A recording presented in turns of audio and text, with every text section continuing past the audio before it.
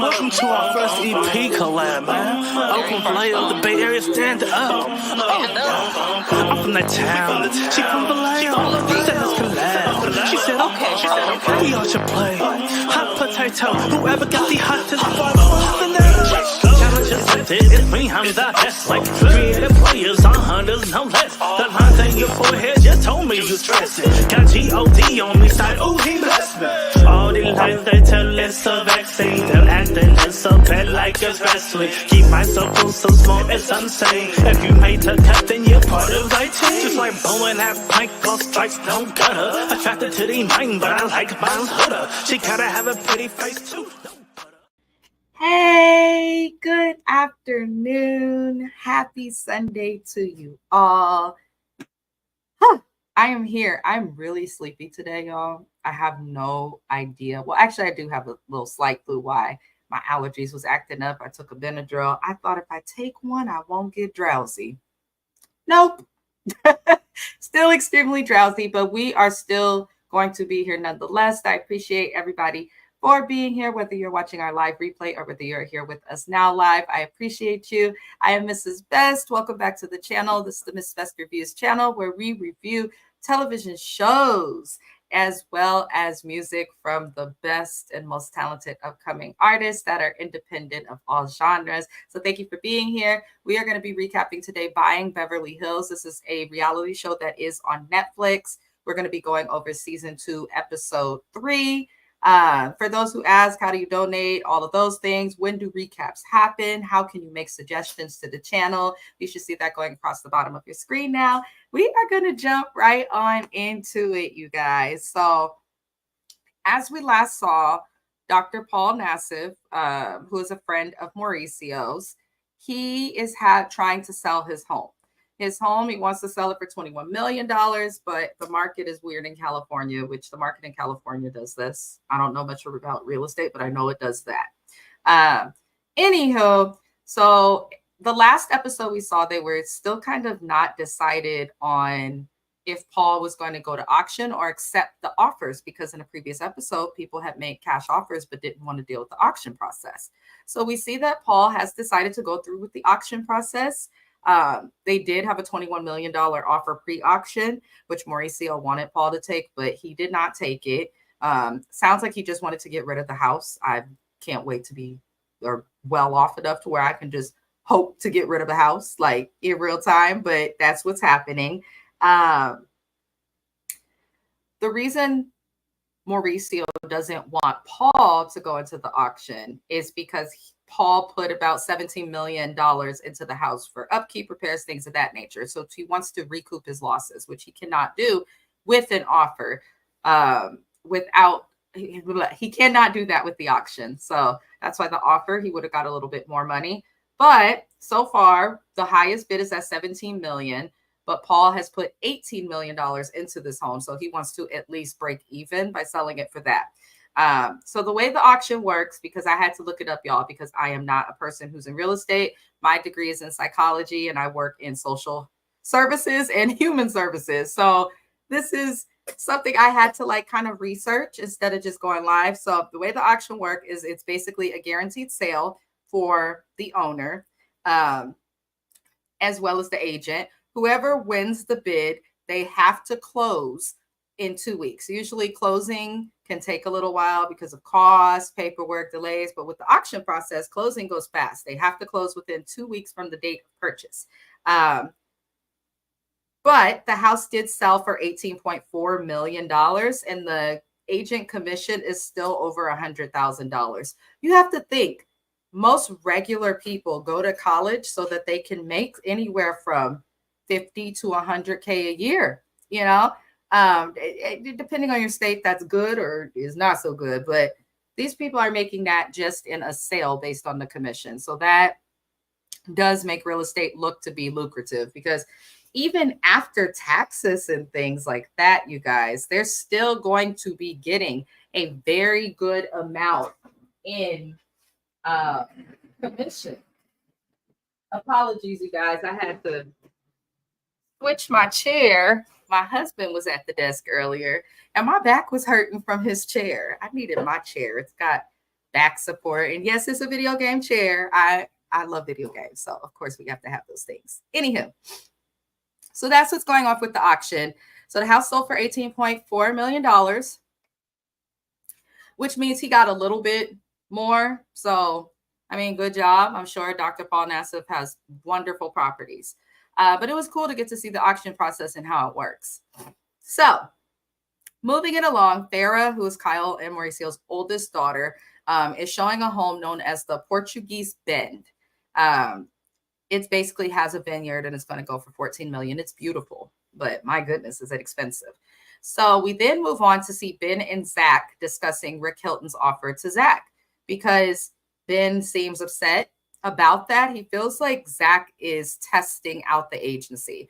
And Ben is the person who was like, hey, come over here. Mauricio's cool. The culture is different. And we saw Zach stating, because Zach did work for Hilton and Highland, which is Mauricio's brother-in-law, or soon to be ex-brother-in-law, excuse me. That is his real estate company. Right now, I guess it sounds like it's all over the place.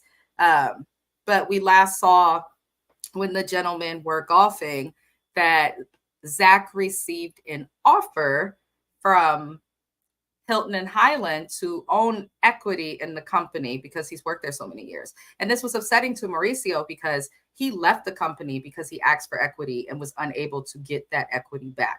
So I can understand why he's like, what the heck? So you won't let your family buy into equity, but you'll let some random. So I kind of understand Mauricio in that aspect.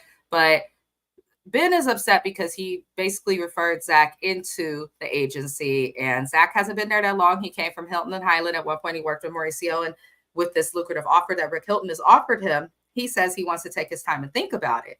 And this upsets Ben because he feels like he's using the agency as like a tester, or like, you know, to get up in the company that he's been with for years, which is Hilton and Highland. Listen, if someone offers you equity in a company that is worth something, it could be worthwhile, you know? So I don't see the issue with that. I just don't. I think the whole Hilton and Highland beef is stupid. I think California is a huge state.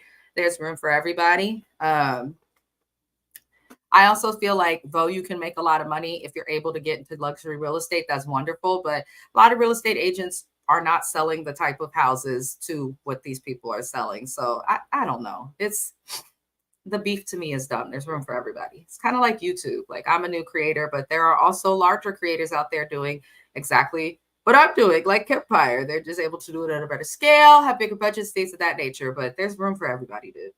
That's how I feel. So be sure to like the video, you guys, if you have not already. Shout out to my replay gang. I appreciate you guys for tuning in and watching these recaps. This is a recap suggested by somebody who does subscribe to the channel. So if you are interested in seeing me recap something, feel free to drop a comment about the show and I'll happily add it to the roster of things we recap. So Farah, Sophia, Brandon, and Melissa are all chatting. And Brandon mentions how Ben unfollowed him on Instagram, which he talked about in a previous episode. And, you know, Farah decides to call Ben over because they're all chatting. And Brandon asked Ben finally to his face, like, why did you unfollow me on Instagram? And when Ben sat down to sit with them before Brandon could ask questions, he turned his back to Brandon and all this extra stuff. Like, I noticed it. Like, body language is a thing. And I think we should pay attention to that, because some people can tell on themselves about how they really feel about you based on their body language. Like, I'm a firm believer in that. Anywho, you guys, he asked him about that, and Ben basically takes the easy route. At first, I believed him, but later on in the episode, I was like, Ben, you're full of poop emoji. You know exactly what you're full of, Ben. I don't buy nothing you saying. So Ben says he uses Instagram for work and nothing else. And he says that he unfollowed Brandon because he doesn't care to see his selfies. He wants to see work.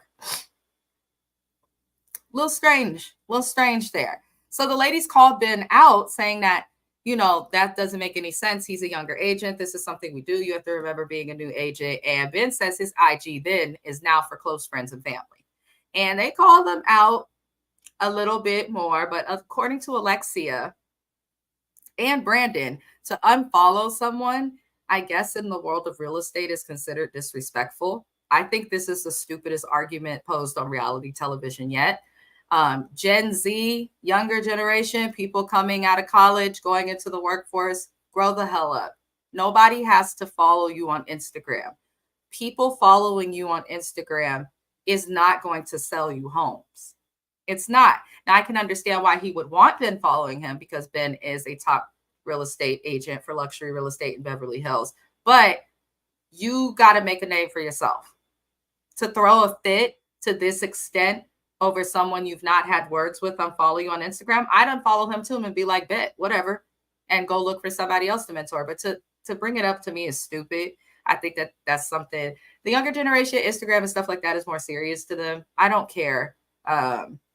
There's people I'm cool with on Instagram who I've never met in real life, and then there's people I know. So it's just social media.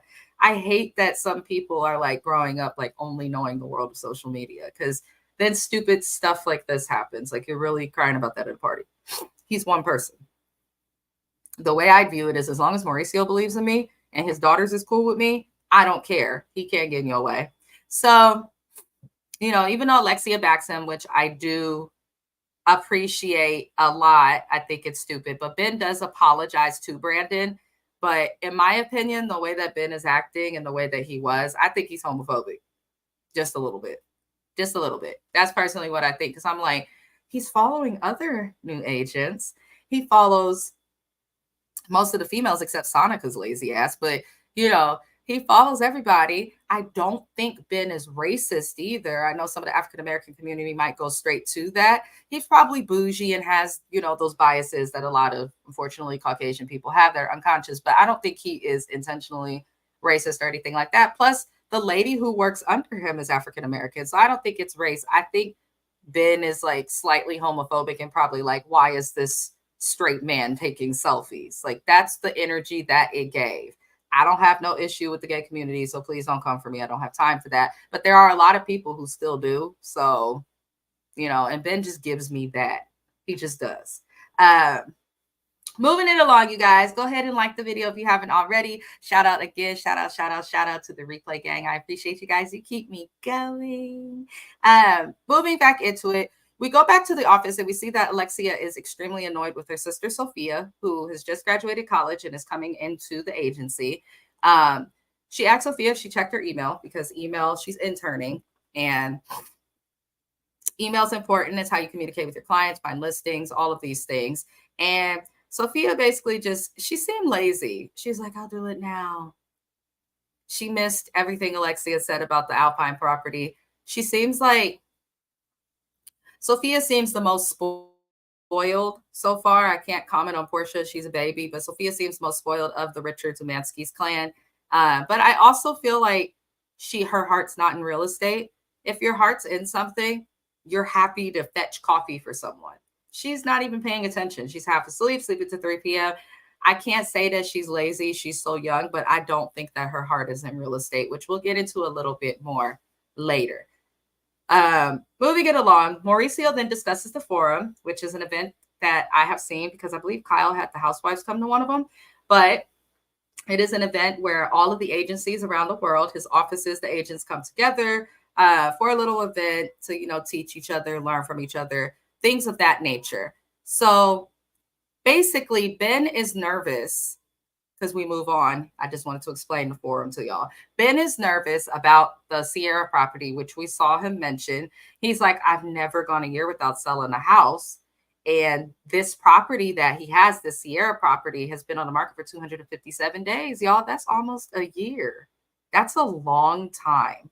That's genuinely a long time. So the property's been on the market for 257 days, and he may lose the listing. He's got like a couple weeks before he loses the listing.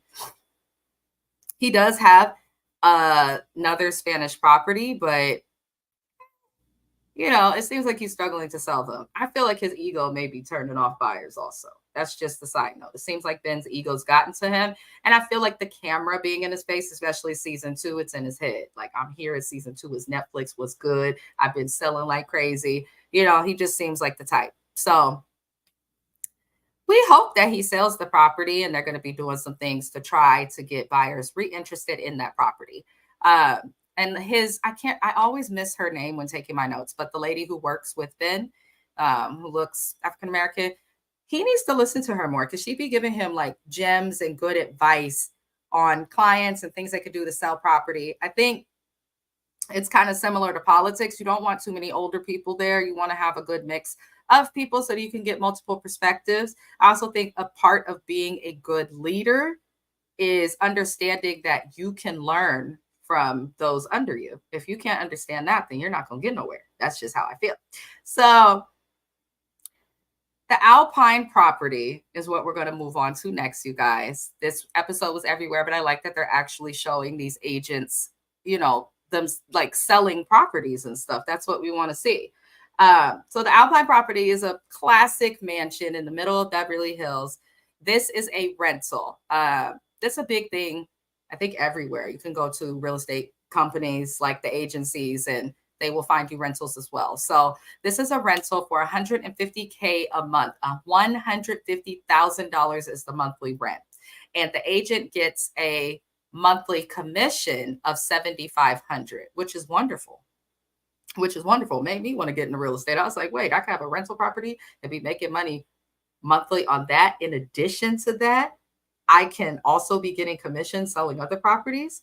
That made me want to get into real estate, Lord. But California is a who you know type of state. So I'm going to have to find somebody I know that knows somebody that knows somebody that knows somebody who does real estate. Years ago, I did look into real estate school before going to get my degree in psychology, but I couldn't find a place that could accept me for the internships and all of that to go to school at enough time. So I was like, whatever. I don't like the timeline of this, so I'll just do college. And it worked out either way. But I always wonder. And then my best friend, James, who I recap quite a few shows with, he went to real estate school. So he's actually incredibly knowledgeable about the industry. So, maybe someday I'll pick his brain with questions.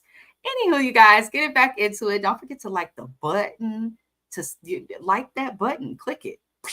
Just click it.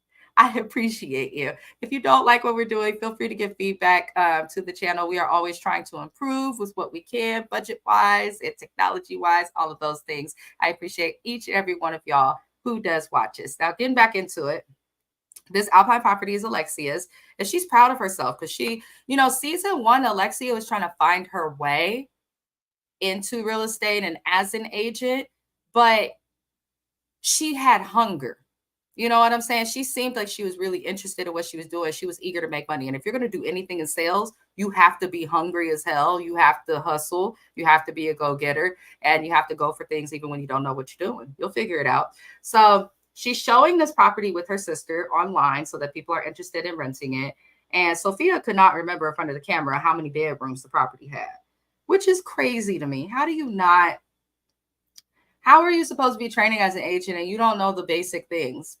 Bedrooms, bathrooms, square footage, if there's a garage, like people want to know things like that. She has to remember that. That's why I'm telling you, Sophia is not hungry like her sister was. Alexia wants to do this. You could tell this is what she's thought of doing. And like a college degree was her backup. She wants to be in her dad's company. Sophia, I think, wants to go a different route and nothing's wrong with that. But you see, there's no passion in it. And she's going to try it because she wants to be with her family. I get that. I come from a big family, but I'm telling y'all, Sophia's going to end up doing something else. Anywho, moving it along, Sophia does state that, after they show the house online, this beautiful Alpine property, she states that she was bothered when talking to Alexia. She says, I was bothered at the office when you called me out for, not checking the emails. And hi, Jen Bunny. Hey, welcome. Thank you for tuning in. Jim Bunny's the person who recommended I recap this show, and I appreciate it because it's going well. It's going well. Growing on YouTube is a slow journey, but I've attained some subscribers from these recaps. So thank you, Jim Bunny. But Alexia is like, my sister's bothered by the fact that she's lazy. Oh, you just finished season 2. That's what I'm like trying to get these recaps out there because I'm watching it faster than I'm recapping it, if that makes sense. I just recap it when I can. But I like this show. It was a very, very good suggestion. I'm actually really entertained. And like outside of the Kyle and Mauricio stuff, this is actually severely entertaining. I live for it. So I'm cracking up though, because Alexia was right.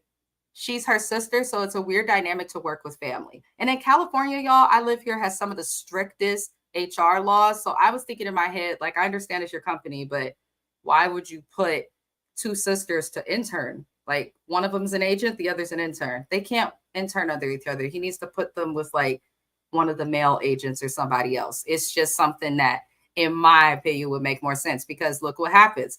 She gets called out for not doing a piece of her job. An intern should be checking the emails because it does impact how she sells shit.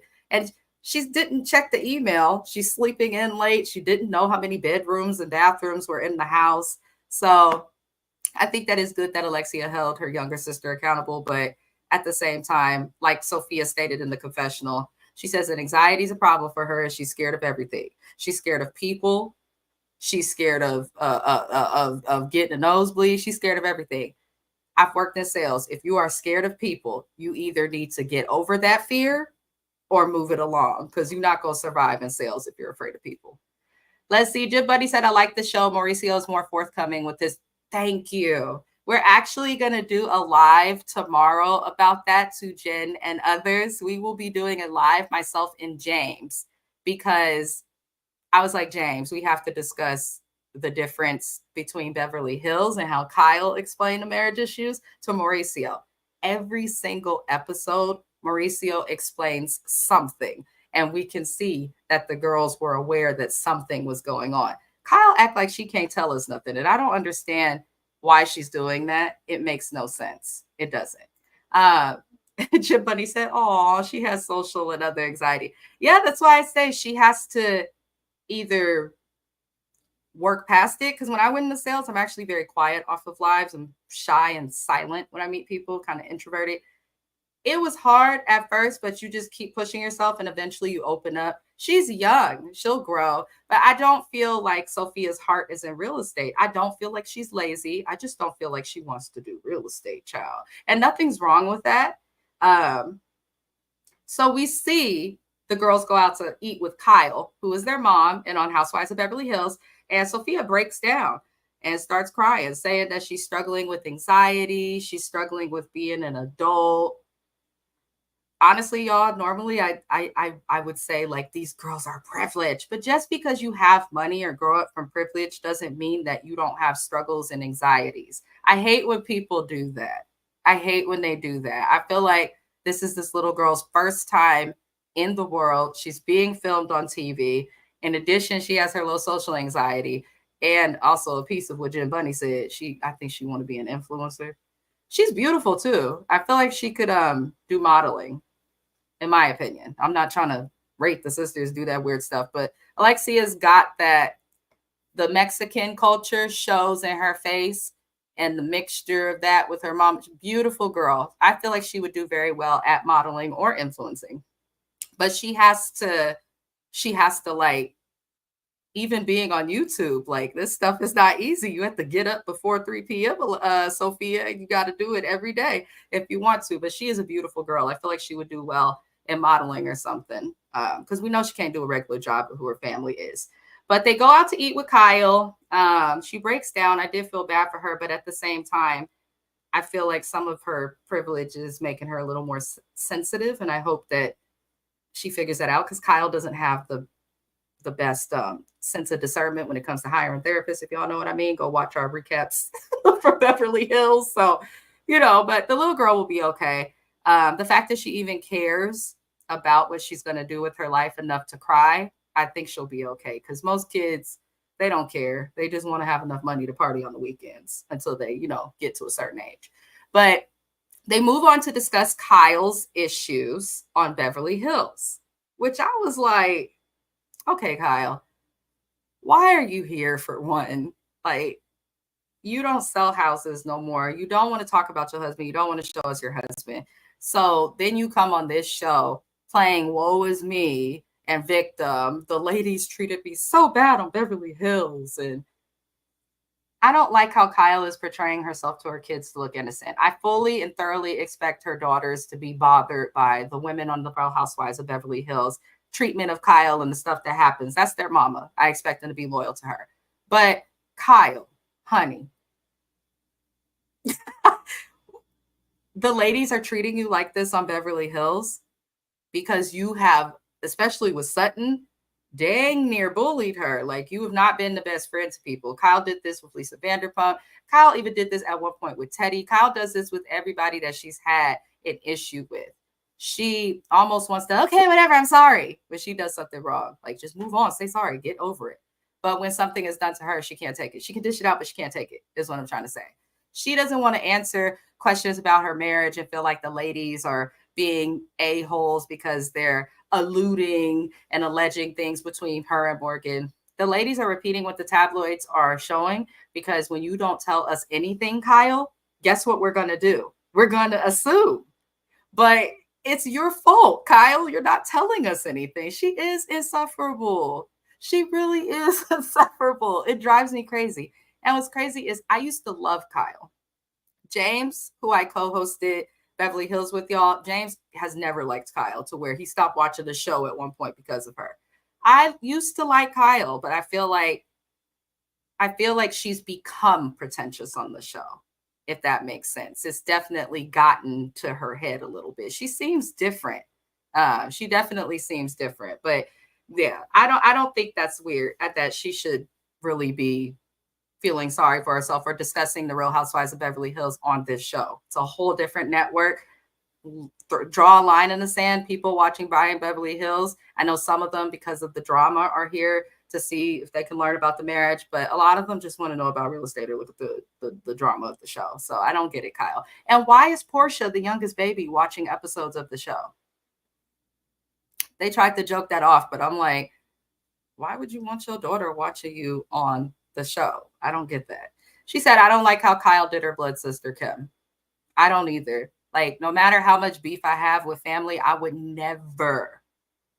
You are a goddamn alcoholic. I'm like, oh my God. Go watch season 1.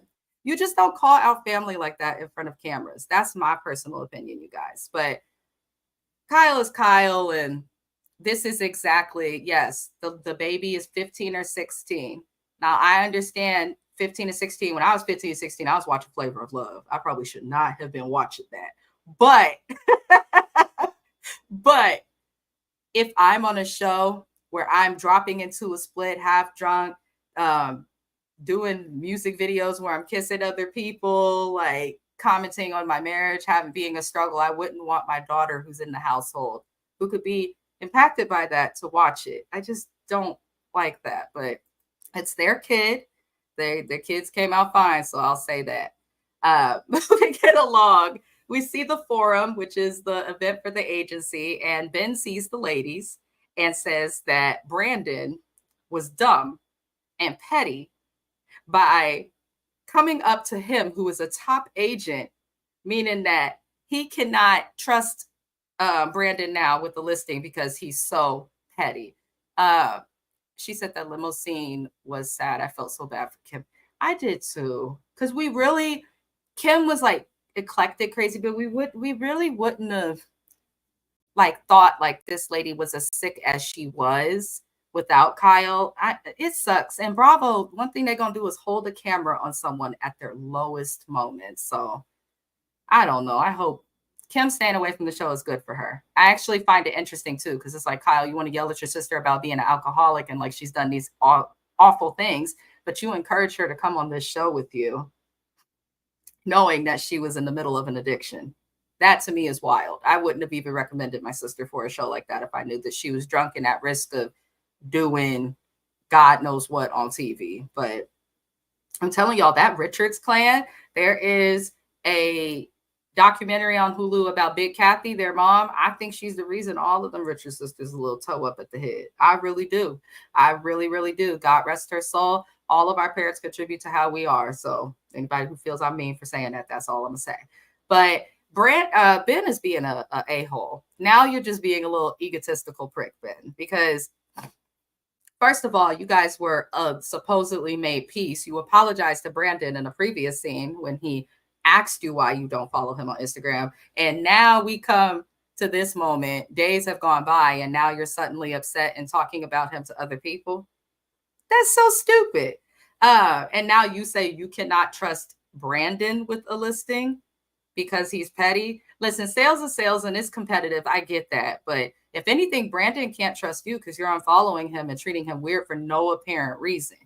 That's the thing I don't like. Ben is lacking accountability all the way around. He's a great agent, but the way he's acting, I'm like, it does not make sense. I feel like he's a little homophobic, just a smidge, or views them as childish, which complaining about someone unfollowing me at work, personally, if I'm keeping it real, at work, I don't usually let my coworkers follow me.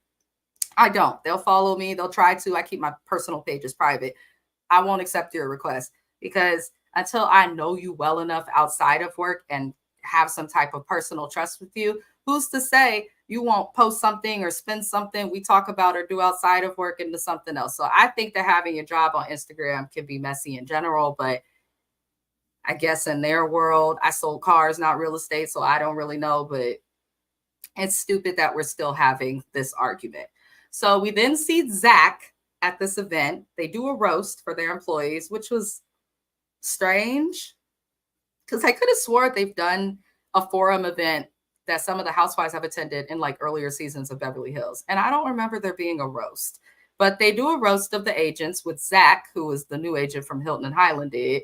And I didn't understand why they did it, but Zach roasts everybody equally and he gets to Ben and he makes a joke because Ben had an ex-girlfriend that he was with for many years. They broke up and I guess within weeks he got with his current girlfriend who he's now been with for some time. So he had asked Zach prior to the roast, hey, please don't make any jokes about my girlfriend or refer to her as a rebound.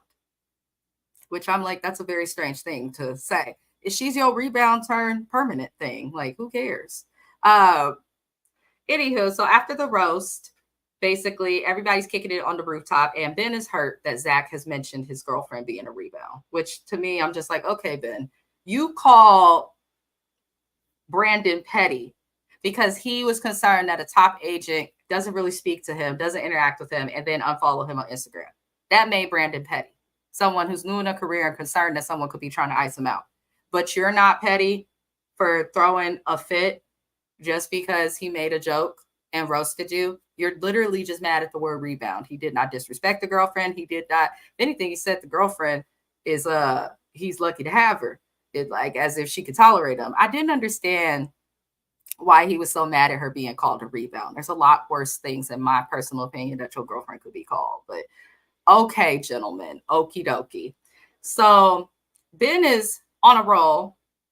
He then goes to talk to Brandon and says that Brandon should have pulled him aside about the Instagram things instead of talking to him in front of a bunch of people. And he says that it made him respect Brandon less.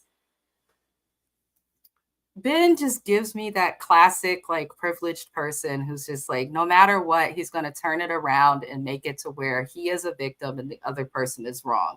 When really it could have been, yes, Brandon was a little petty and I thought it was unprofessional to come to a top agent with that foolery. Just go learn from all the other agents you have the ability to learn from.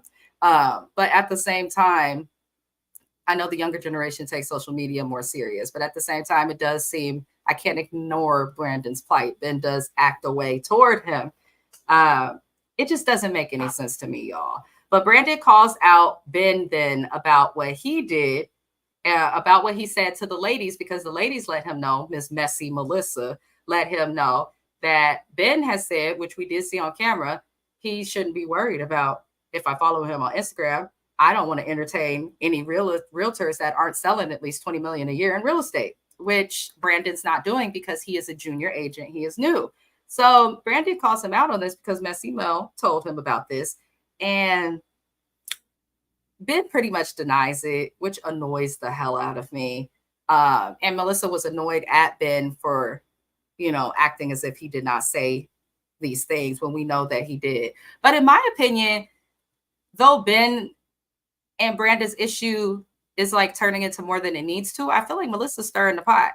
And then in a previous episode, she was stirring the pot. So I'm like, Melissa's just a pot stirrer. She likes to cook her grits and greens and things that go in pots. That's how I personally feel, because why is she even in it? I understand that you want to look out for younger agents, but all you had to say, looking out for a younger agent, the professional thing I would think to say is like, well, don't worry about him. Just know that not all of us senior agents are like that. And if you ever want to learn from anyone and feel like you can't learn from him, you can come to me. That's all she had to say. But instead, she in that wooden ladle, she's stirring the pot like she's brewing up a spell. Jim Buddy's like, why do we need this nonsense? I'm just looking at them all like, y'all are really beefing over stuff that's just like stupid. Melissa, this has nothing to do with you. Nothing to do with you. I'd let them have their little beef and take whatever clients they scare away with their beef. What she's shaking the table. She is though. She is. She really is. She's just messy. So moving on, we did see Ben talk to another young woman who explains, and I can never remember this girl's name, but it's the girl that works under him. She's mixed with, I don't want to say what she's mixed with because I don't know her ethnicity, but she's not just a white woman, and she works under Ben, and she seems knowledgeable, but he never seems to listen to her. I'm gonna get her name one day, y'all. But he talks to her, and she basically explains to him why Brandon feels the way that he feels. For I guess the agents in LA, especially the younger agents, I guess social media is a thing. Sometimes for clients, seeing that a big agent that's well known is following them, or seeing that the agents within one agency are all following each other, I guess makes them feel better, and things of that nature. She tries to explain this to Ben, and Ben says that Brandon should be standing on his shoulders because he is a real estate giant, and that's someone he can learn from. Immediately when I said that, I said, oh, Ben, your ego is going to hurt you, baby. Your ego is going to hurt you. His assistant, she tells him that he's wrong, and she tells him he needs to humble himself and to put his ego aside, and he's just not willing to hear it. He's not willing to accept it. He's not willing to anything that. So I don't know what's going on with Ben. He does seem a little charged up, y'all. I don't know why. I'm going to find out why, but he seems way charged up, and I don't understand like why he was running amok at this party, crying about how somebody else is petty and unprofessional while he's running around doing petty and unprofessional things. Make it make sense. So we did see Melissa jump into the pool full of clothes, and she admits to mixing work with pleasure before saying that Adam is attractive. Why are you just jumping into a pool with all your clothes on at a work party? Like, we have to remember, these are co-workers. It's giving Vanderpump Rules in middle age. That's what this cast gave in this episode. Like, it's giving middle-aged Vanderpump Rules. Like, they are, because Vanderpump Rules, y'all, it's a show with the bunch of people who worked at one of Lisa Vanderpump's restaurants, just a bunch of waiters and stuff. They're supposed to have jobs, and then they do things that cause their jobs to be problematic. And dating coworkers at work, especially in California, is a big no-no. But okay, Melissa, I know that you like to stir your pot, and there's always something boiling in there. So I believe that she would make a statement such as this. So Ben then continues his rampage of crying at this agent at the event with Zach about the roast. He is still crying about this roast. Zach's thing, and I kind of like Zach. He seems like more laid back thus far. I'm still getting to know these people. But thus far, Zach seems to be pretty laid back, chill, like someone who's funnier. And Zach's thing is like, dude, it's a roast. Like, everybody got. He roasted the boss of the company, the CEO, and his daddy. And you're mad because your rebound was referred to as a rebound? If you don't like the people calling this woman a rebound, then make her your wife. Shit. Why are you crying to everybody at this party and now to Zach? People are just trying to have a good time. And this man is running amok of tears, in my most personal opinion. So let me look at my notes, y'all, before I get off track. Ben is basically being overly sensitive and doing the most at this event. And what's interesting is his ego's not allowing him to chill or admit fault, not even with Brandon, but even with Zach. It's a roast. You're supposed to be roasted. And to be roasted sometimes doesn't feel good. It's a fact. If Flavor Flav could sit at a roast and get called all sorts of crunchy pieces of toast, if Trick Daddy can accept being referred to as the Mucinex Monster by Bondi Blue, I mean, come on, it's a roast. You're supposed to get they're supposed to say things that are inappropriate. So I just feel like Ben needs to like relax. He really got on my nerves this episode. He really got on my nerves this episode. And people like him are exactly why. I've been in California my whole life. I will not live in LA. I just can't. I can't because there's a lot of people that operate like Ben, but it's like in other places. Like you'll be in Safeway or you'll be in the grocery store and they're acting like that. And it's like, oh, I just want to ram this cart into the back of your ankle. And you can't do that. So that's exact. I can't stand people in LA sometimes, like this crowd of people, because they're everywhere. It's so weird. They're everywhere. It's like, if you're this damn pretentious, you need to hire somebody to do your shopping. You need to call Instacart. You need to do something because then people down there be doing the most. So moving on along, Mauricio, because he understands that when you come on a reality television show that you should talk about your life, is talking about how he has been fighting for his marriage. He says that Kyle won't even kiss him. When he said that, I was like, okay, so Kyle's on Beverly Hills acting like nothing's wrong, but then all in the next moment, kind of hinting to us that he did something that's unforgivable. He's not really discussing that he did something unforgivable. He's more so alluding to like they have issues because the kids are starting to become adults and leave the nest and they're traveling, they're so busy. But I call bullshit on Kyle and Mauricio for that. Y'all have been this busy your whole marriage. She said it's giving Diana Jenkins. I don't go in the stores. Listen, people need to do that because come to LA, J. You gonna see it's like, and not just for a vacation, like spend some time. I'm telling y'all, it's everybody's in a rut. It's worse than New York. I'd rather deal with New York, honestly. I really would. But that's just me. That's just me. But Mauricio says Kyle won't kiss him. And they're talking, and he didn't know what country she was in. She said the thrill is gone in that loveless marriage. Oh shit.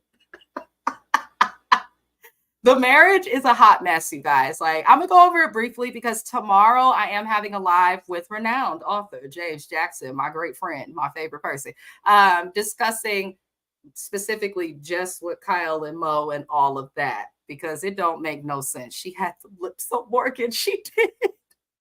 She did. She did. She absolutely did. But I just think it's weird. I don't think it's a loveless marriage. I do think that Mauricio loves Kyle. I don't think Kyle loves Mo anymore. And I am not surprised that they start having extreme issues in their marriage when he's been more vocal, speaking out against Rick Hilton and what's going on with that. And then Kathy suddenly making peace with him, Paris Hilton defending them. The way that the Hiltons are protecting and defending Rick makes me think that there's something they're hiding.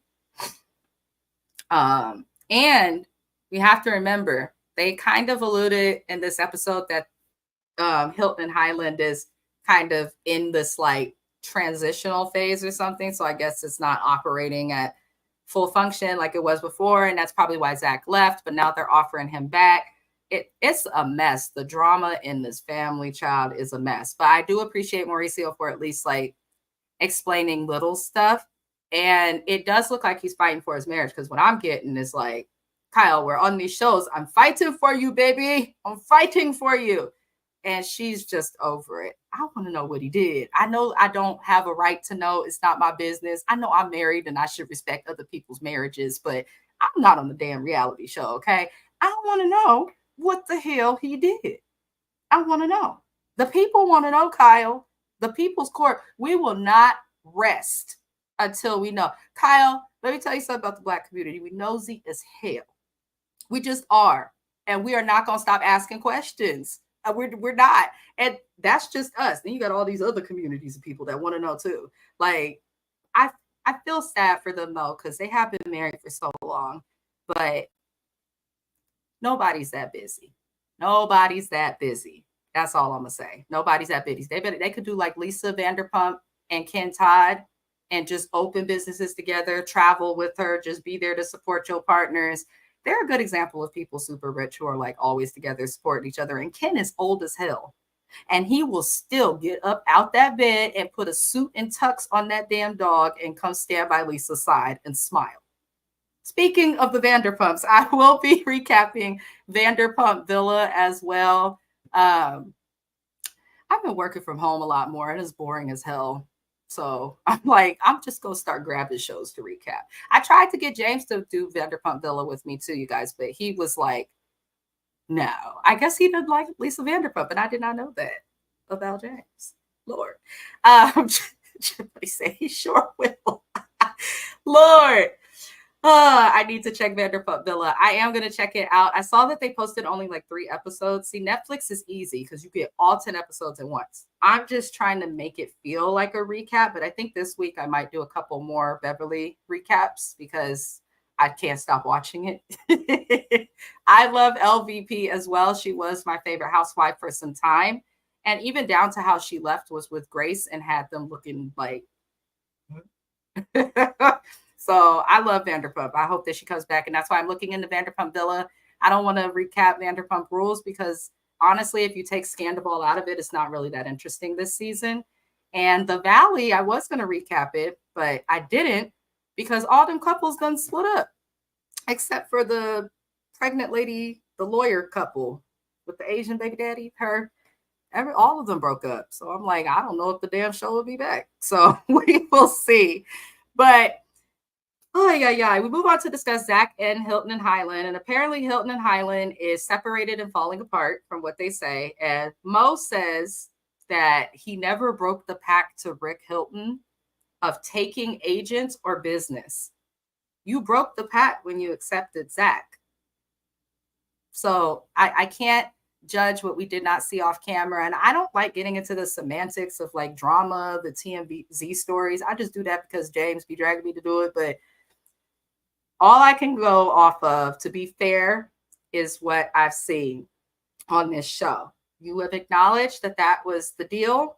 Kathy and Rick has acknowledged that you were not to take their clients or business from their company. That's the only thing that these two parties agree on about their disagreements with, the real estate company. So by Zach, who was at Hilton and Highland for years, he worked with Mauricio and Mo was just an agent there. Now they're offering him equity, things of that nature, but he's working for the agency. He's done what Rick and them asked him not to do. Now, I understand that it can be hard to avoid taking business or agents from someone when you're probably the 2 biggest real estate agencies for luxury real estate in Southern California, but he didn't have to take somebody of his on TV. That's like Zach's not such good TV that you had to do that. Like, at least try to soften the blow, Mo. So I don't know. I think Rick Hilton and Mo don't even have a beef. I feel like their beef probably has to do with their wives. I don't know why it's giving that, because who cares? Why wouldn't you let Mo buy a portion of your invest in your company or become a stock owner or whatever the hell it's called? Why couldn't you do that, Rick? And Mo, you're making a show where episode after episode, you're kind of alluding to negativity about Hilton and Highland. I've learned more about Hilton and Highland watching this show than I ever knew about the company at all. So I don't know. They need to call it truths, wave the flag. Shit, I'm tired of the beef. It makes no sense. And I hate when rich, famous people beef about stuff, but they beef about it publicly and they somehow do it without telling us what they're actually beefing about. Like, just tell us what the hell y'all did to each other and move past it. God, they need to go back to kindergarten. So we then move on, and Mauricio's explaining, it's the last scene of the show, that he and Kyle have gone to couples therapy 3 times, just 3. He says that couples therapy is not helping. He says that it's Kyle who needs to feel better. And Kyle tells us then that she's going to Nashville for a music video with Morgan. And then all we see is Mo saying in the confessional, he feels like Kyle is falling out of love with him. Yeah. Let me tell y'all, I think Kyle discovered the kitty cat meow, and now she don't want to go back. She said it's ecstasy every time, and it's probably just over it, personally.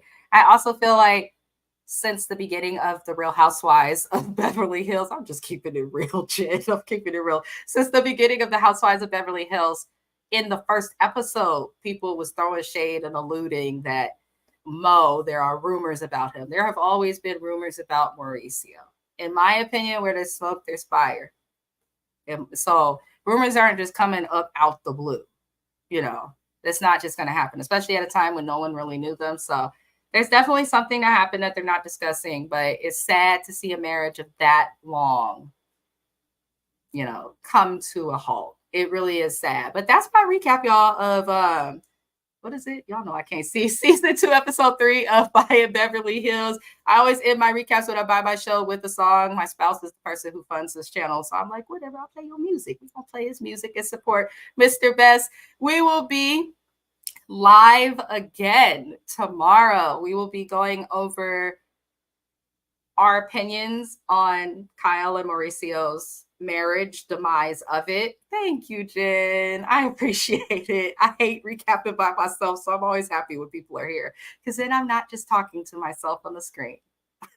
You know, but we'll be live tomorrow discussing some more Buying Beverly Hills, just our opinions on Kyle and Mauricio's relationship, just a fun little live.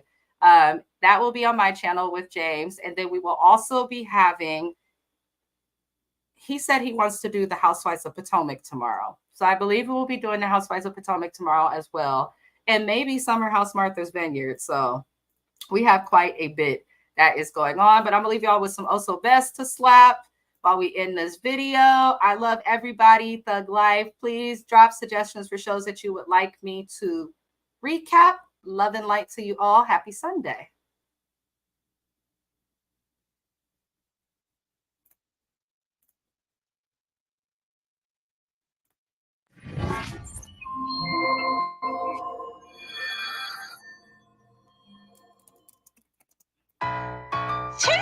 What's up, Oso? Hey, what's this they talk about us a drought? Like, what we say? Oh, yeah. The drought is over, about to be a flooding county. These niggas lifting weights and I ain't talking about it. Niggas nerve bitter sweet like a motherfucker. What? Shit. The drought is over, about to be a flooding county. These niggas lifting weights and I ain't talking about it. No, niggas nerves bitter sweet like a motherfucker. I'm the bear, I'm the best and then so. Heard them shots on the block, do not go there. Where I'm from, they run up, they give no care. They share no fucks, and they'll be acting like you better shut the fuck up. Hit that whip, hit that facelift, that is he dead kid. Stay out the way, myself hit my matrix. Bitches get out the restrooms, ain't that some shit? You look your Christian kids, man, ain't that that's what it's toxic, no place for the way too many let out of prison due to a mistake. Can't fully express my thoughts, I'll get canceled. I'd rather keep real pussy up on that pedestal. If I keep it 100, then they about to flip their comments. 90s, baby, got respect for being on. Nowadays, niggas is sensitive, they got their dick. Got they booty to your element, like they got their bitch. Keep a freak on my dick, that is class. When niggas only in my section don't last. Keep a freak on my dick, that is class. When niggas only in my section don't last. Real niggas on, real niggas on, real niggas in my section, real niggas. Real niggas on, real niggas. Real niggas in my section, real niggas. Real niggas on, real niggas. Real niggas in my section, real niggas. Real niggas on, real niggas. Oh, yeah. Call me Lil Hurricane, how I'm flooding. Steve Urkel jeans, how I'm coming. I'm flooding. Do 'em like some donuts, call me Duncan. With this floor, I leave 'em real cracked egg McMuffins. Oops, I ain't mean to make 'em sick, Robitussin. How I got up on the beat was disgusting. If we ain't talking about the drip, how we flooding.